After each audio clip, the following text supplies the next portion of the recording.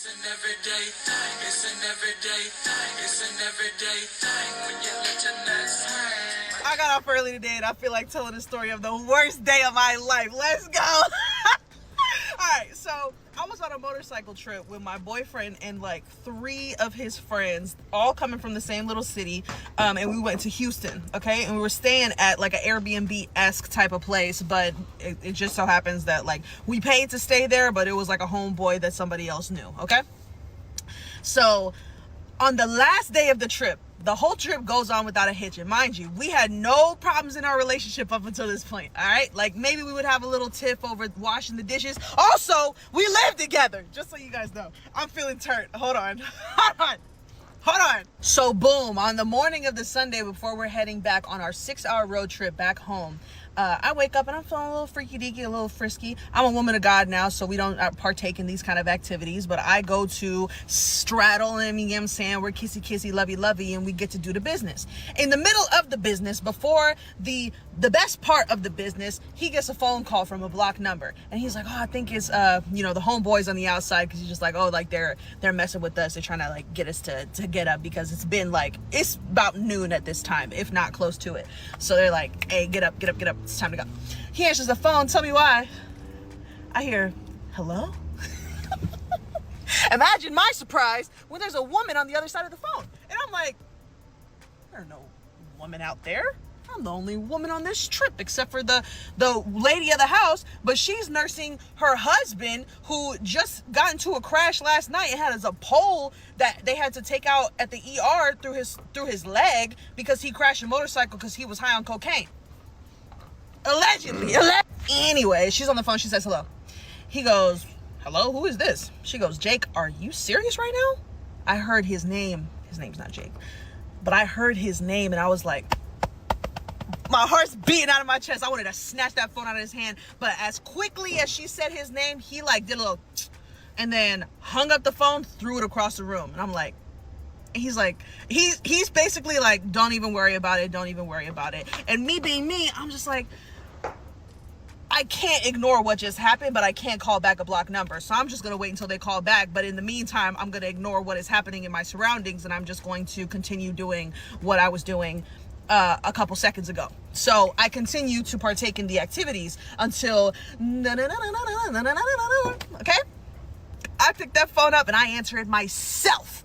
I'm like, hello? She's aggressive. I hear that woman's voice and she's like, that makes sense. Oh, what do you mean? This girl got straight to business. I didn't even have to ask another question aside from who are you? She said, my name is Leah. I've been talking to him for over a year now. He came and visited in September and we had smexy time about 5 times. He also saw his ex while he was here. And I was under the impression that he was single and that at the very least we were working on a long distance relationship. I can send you proof. I said, here's my number. I'm in shock. We get off the phone expeditiously. Homeboy hops up out the bed and he starts putting his clothes on so that he can confront the situation with a little bit of class. I turn to him and I say, care to tell me what that was about?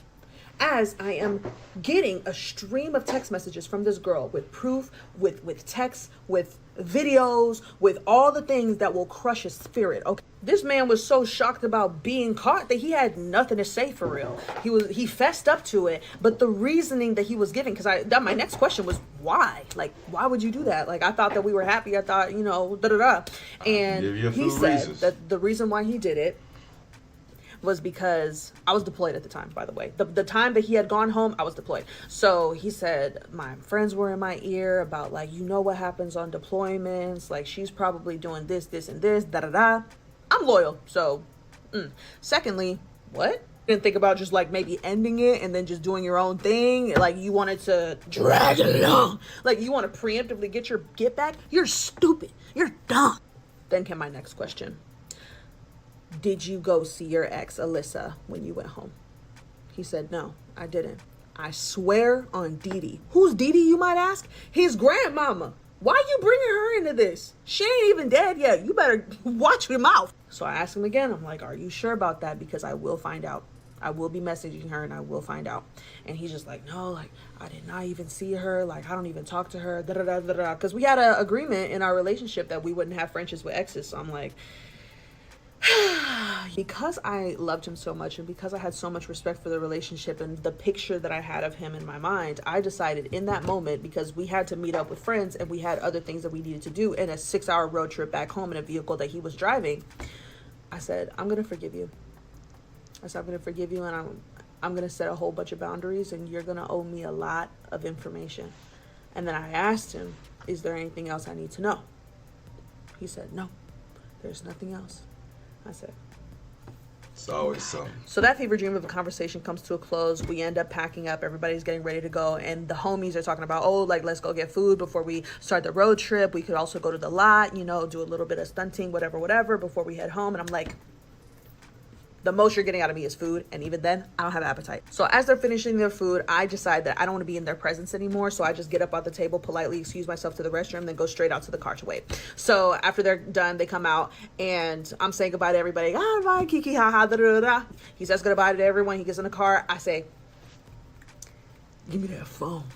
So I'm going through that phone and I'm combing through and I'm just looking for something, anything, any other person that I need to contact or whatever. But at this point, he's had his phone for like 1 or 2 hours. So any residual evidence, he probably just, it disappeared. And the only other memorable part of this drive where I was just like, am I dealing with a psychopath? Was when he turned to me and he asked me, are we going to be able to move on from this? Because if you're just going to be like crazy and overthinking and like sad all the time, then is it even worth it to try? Damn.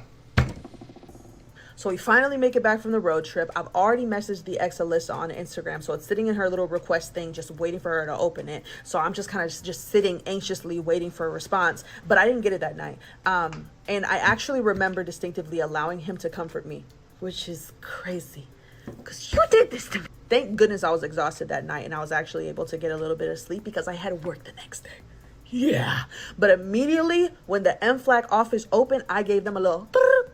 And if you don't know what MFLAC is, it's basically like an on-call military doctor that's supposed to help you with like crisis in the family and stuff like that, and deals with situations like this. So I give that lady a call expeditiously. And I'm like, hey, I need your help. And she's like, oh, well, you know, I have openings later on in the week. Like, could you tell me, you know, what the premise of the conversation is going to be about, blah, blah, blah. And I said, my boyfriend cheated on me and I don't know what to do. I start crying on the phone to this lady. And she's like, oh, well, honey, I actually have an opening at 2 p.m. today. Like, you can come. And I said, okay, I'll see you at 2. Boom. Get off the phone. I've been to that lady. I'm crying in that office for like an hour and a half. I called his grandmother. I'm calling everybody. That's all I could think about. It's just like permeating my mind. And then it was a night shift that I was working. Then at around 11:30 p.m., I got off at midnight. 11:30 p.m., I get a text message from Alyssa. Alyssa is a girl's girl. Just like Leah. So she gave me everything that I needed to know and more. And here are the bullet points of that conversation that I had with Alyssa while I was trying not to crash out at my job. And I feel really bad for my coworker at this time because I'm just sitting there like tears running down my face. Like, I cannot hide it at this point. Nobody else is coming in. Please don't talk to me. Please don't talk to me. So she said that they talked or texted just about every day after they broke up. Then she told me a little extra tidbit that they officially broke up in December of 2022. I met him in May of 2022, of which both of us were single. So we were going steady, dating but not dating, not boyfriend, girlfriend yet, for 7 months before he asked me to be his girl officially on the 7th of January, 2023. So I was the other woman. And before she even went on in the conversation, she was like, how did you find out? Like, what happened? And I said, actually, like, I told her all the whole story up until this point about Leah. And she said, that Leah. So apparently Leah, just like everybody else in the town and everybody else in their lives since high school, knew that Alyssa and Jack were together. But the thing is, Leah was under the impression that she was just having like a normal platonic relationship with Jack until Jack started kind of venting to her about his relationship problems. And then it slowly started building into him flirting with her and then like becoming a little bit something more.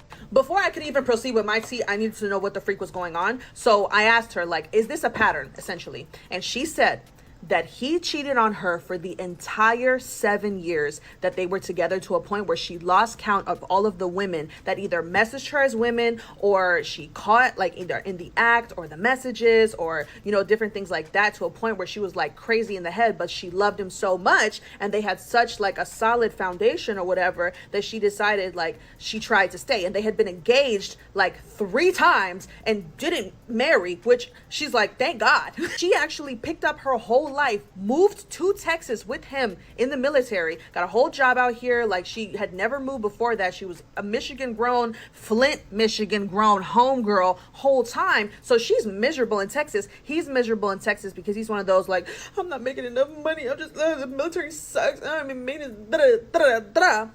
So that, coupled with the cheating and all the other stuff that was going on, one day she said, I'm gonna go visit home. Like, I'm just gonna go visit home. And he's just giving very nonchalant. Why? Because he's talking to me and he's at my house constantly. And he worked night shift at the time. So when she would go to work, I worked night shift too. When she would go to work, he would be coming off of work and going to sleep. But he would, and he was my across the way neighbor. Like, I lived in this apartment complex right here. He lived in this apartment complex. There was just a road. All he had to do was walk. Literally get home, he would shower or change his clothes, come straight over and sleep with me. And then when he would wake up and he would go about his day, do his errands and whatnot, he would be going on to her. And we always met at my house. And mind you, I like my house. Like, I tend to not really like to go over to men's houses, just because like the ambiance is just not it, and the smell, it just kind of smells like moldy socks. So I was just okay with meeting at my spot, but I had never seen the inside of his place, and eventually that became a red flag for me. Right, whatever. So she says, I'm gonna go visit home. She breaks up with him over text message. She's like, I'm not coming back. And he's just like, okay. And she just told me, like, she was so flabbergasted that this happened, because what do you mean I invest 7 years of my life into you and you just don't give a flip when I leave?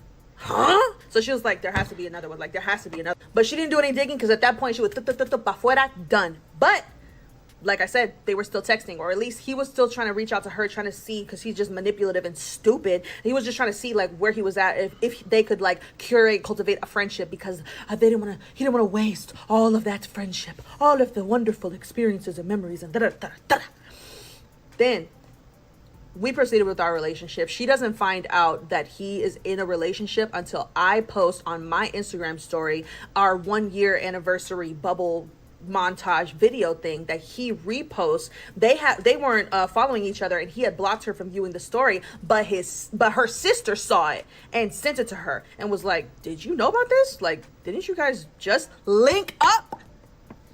And did, because when he went home in September, when he was spending all that time with Leah, he was texting her incessantly every single day, begging. She sent me the screenshots, bro. Begging to hang out, begging to spend time with her, begging to have a conversation, like, just, you know, find some closure. He was saying everything. He was popping up at her job, because her job was like at this bar spot, and they had like an outdoor volleyball court. So he was popping up at the volleyball court as a guise, and then he would like try to talk to her. So they end up linking once, and then they had a sleepover, and then he took her to dinner on a separate occasion. I tell you, my heart just because he swore on Didi, right? So that means Didi about 10 feet under the grave, 15 feet under at this point, because what you mean? Why are you lying so hard? Now, all this information is gut-wrenching for me, from her story to like our overlapping involvements and things like that. It's just totally heartbreaking, because this is not the person that I knew at all. Like, I'm flabbergasted that all of this is coming out. And she's just like, you never went through his phone, like da-da-da. And I've just never been a go through the phone, never been the insecure girly. Like, I just never been that girl. Now though, I don't care how much I trust you, baby. Give me that password. Yeah. And I'm going through it with you sitting next to me, so you can explain to me, so I don't gotta keep myself up in the middle of the night wondering how I'm gonna bring this conversation. No. Now, who's that? Like, for real. So the part that really tore me up though was that she sent me screenshots of a bunch of their conversations, and there were 2 screenshots in particular. This man. So I'm going to read this screenshot that actually made me crash out. And the timeline behind the screenshot is even more diabolical, because we were actually in Puerto Rico at the time, and I was introducing him to my family. Like, the first point of contact family. He was meeting uncle, he was meeting abuela, mi corazón, and mi abuelo. Okay? And we had like Thanksgiving together and everything like that. She says, no, I just see that you're very different and moving on. I don't want to get in the way of your happiness. I'm happy and not saying anything bad, just realizing that life's crazy and I never thought that we'd be here like this. But I'm happy and you're happy and that's all that matters. He says, I'm not that happy. I live with the regret of not being with the person that I want to be with and I'm settling.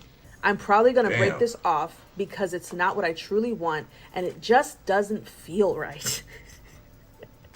Then he says, but you're happy and that makes me happy. I'll just hold my L and keep it pushing.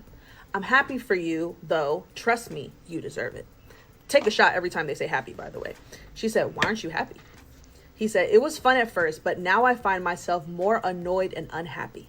It's not you, truly that simple. I used to look forward to coming home to you. I think about that at work a lot. I'm going to go home and you aren't going to be there. No bueno. Don't think we're compatible like I thought. It's so bleh. She said, well, you didn't want to be together after I told you I would move back. You didn't care. You made it seem like I created such a hassle about it when I've been gone for a whole year now. It hurts to think that all these years are now just memories because I truly do care about you. That mess hit so deep that even as I'm reading it, like I'm tearing up, just reading and knowing the emotions that were going through my head when I first read that. So after that, we get on the phone with each other, we talk, we exchange more information, and I get off of work. And I just sit in the car and I'm crying, listening to Adele. And then I'm like, he's probably asleep in my bed. Like, just my bed, by the way, my bed. And he doesn't deserve to live anymore. So I gather myself, I pull myself together. I'm still crying at this moment. And I keep rereading those texts over and over and over again. I'm just like, wow. Ooh, you got me. Ooh, you got me, bro. Take notes. So instead of going to the bedroom, I go to my office. Why? Because there's something in my office that I need for what's about to happen. What is that? Yeah. So I grab my creative piece and I walk into the room very stealthily. I do not turn on a single light and I just stand over his body for about 10 minutes and I'm just holding it. And my life is flashing before my eyes. And I'm like, what would actually realistically happen to me if I were to go through with what it is that I'm contemplating doing? And it takes divine intervention. What it do, everyday people, man? It's your boy PJ. Today we back with another lit video. Back in the confessional, and yes, we staying lit, big dog, man. Shout out to my everyday people who rock with me every day. Shout out to my player partner, Lucky Wills, and Deals, and keeps it lit. Like, comment, and subscribe to this video. If you let me know what you think about it in the comment section, hit the link down below. We got HiveMyLabs.com, okay? And I see some of you guys are starting to notice some of the links in the video, okay? Like I said, I'll be dropping some little jewels for y'all. Make purchase at your own discretion, okay? You see something you like, get it. You know, save money. A lot of these items be 60-70% off, okay? So go ahead and purchase some. Let's get into it, big dog. Now, last thing we heard was she was contemplating on pow. You know? Yeah, that'll be bad. That will be bad. Now, I can tell you why he cheated on you. Can I be real with y'all for a minute? Now, as I'm looking at this picture right here, I say to myself, my God, she's a beautiful woman. Very beautiful. With the makeup on, the contours is contouring, the eyebrows is on fleek, the lashes is lashing. But that first video, when she was talking about riding bikes, I was like, she one of the homies. She built like a stud. And she in the military. She could kick your ass. He got her because she cool. She's very animated. I know she play too much. She probably keep him on his toes. But sis, I wonder what those other girls look like. See, I gotta see what those other women look like to let you know if he was into you or not. Because the way he was talking in that text message, he ain't into you. He just over there for the time being. He using you. He needed a place to stay. And he got you. That's all. You got you a homosexual. It's okay. But hey, at least you didn't marry him. You know, it's some chicks that'll find this information out and still go on with the wedding and think counseling or something. He'll change for me. I promise he'll be different. Girl, if you want to sit your stupid ass down. No. Well, traumatic situation. I'm glad you reached out to somebody first. But then when you went to grab the blicky, probably a bad idea. I mean, you know, what if he calls the police on you and your military career could be over, all because he's a dirtbag. You know, don't lose yourself over him being a dirtbag. See, I even say this to guys have a real hard time dealing with the fact that they woman don't want them no more. So when they get themselves into a bind like that and they got a gun, they usually use it. Unfortunately, many women die because of this reason right here. So, if we could prevent that, if we could tell these guys, you shouldn't be doing that, we'll have less domestic instances with, that involves and offing the person, ma'am, you was about to do something that you was gonna really regret, and I'm glad you didn't. I'm glad that big ass head. I'm glad it thought. Okay, no, that's why them shoulders is strong. Okay, she got strong shoulders, a strong neck. When she was wearing that sweater, it was just like she looked buff under there. She still looked kind of strong, like the whole shoulder, like she can bench, look like she could squat like 600 pounds. Old baby China looking girl. But I gotta tell you, this is probably the best. She looking good, and I could see what somebody was seeing her. Those first two videos, I was just like, But now I get it. We could take y'all when y'all look like this, but can we take y'all when y'all look like this? Okay. Ain't got no choice. She do look like a stud at this one. I ain't gonna lie, straight stud, but it is what it is. Everyday people, let me know what y'all think about this in the comment section. Like, comment, subscribe. I'm gonna holler at you later. Peace.